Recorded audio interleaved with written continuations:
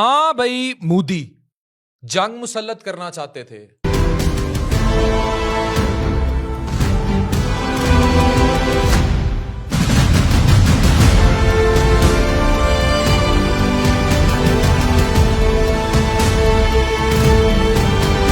रात के अंधेरे में बुजदिल और डरपोक बच्चों, औरतों, मसाजिद, कुरान पर हमलावर थे। फिर कुरान की आयत ही आई तुम पर अल फतेह बन के।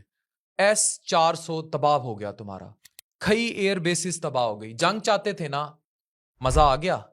पूरी दुनिया के सामने अपनी हजीमत बर्दाश्त करो। अब जो भारतीय मीडिया चीख रहा था, पूरी दुनिया के सामने 2% की औकात नहीं रह गई तुम्हारी, और पता लग गया कि तुम क्या हो। महीनों से भारतीय मीडिया और मोदी सरकार ने इस्तराब फैलाया हुआ था। झूठी कहानियां, खबरें, हम आ रहे हैं, हम नीस्तो नाबूद कर देंगे, कराची उड़ा दिया, पाकिस्तान उड़ा दिया, लाहौर उड़ा दिया, लाहौर में से समंदर में गर्क कर दिया लाहौर को।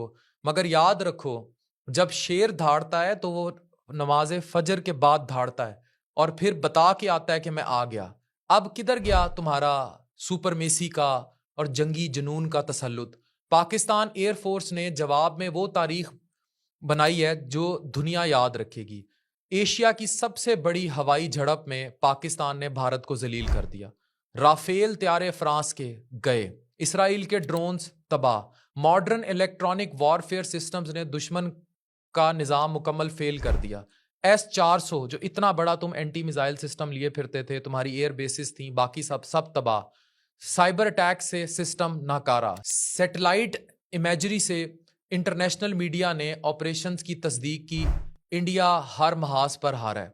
जब भारतीय मीडिया झूठ बेच रहा था, अल जजीरा, रशिया, CNN पाकिस्तान की फौज को सलाम कर रहा था। पाकिस्तान ने सिर्फ अपना दिफा ही नहीं किया, दुश्मन को हर मोड़ पर शिकस्त दी है। ये सिर्फ मिलिट्री ऑपरेशन नहीं था, ये एक पैगाम था। हम पुरअमन जरूर हैं मगर बेबस नहीं। जब हम जवाब देते हैं तो दुनिया सुनती है। यह आपकी एयरफोर्स है, इन्हें सलाम कीजिए। पाकिस्तान फौज को सलाम कीजिए, पाकिस्तानी कौम को सलाम कीजिए, उन शहीद बच्चों को सलाम कीजिए जिनकी नाम लिखकर हमने अल फतह आज फजर के टाइम दागा था और इनको जवाब दिया था कि पाकिस्तान जिंदाबाद, पाकिस्तान पाइंदाबाद।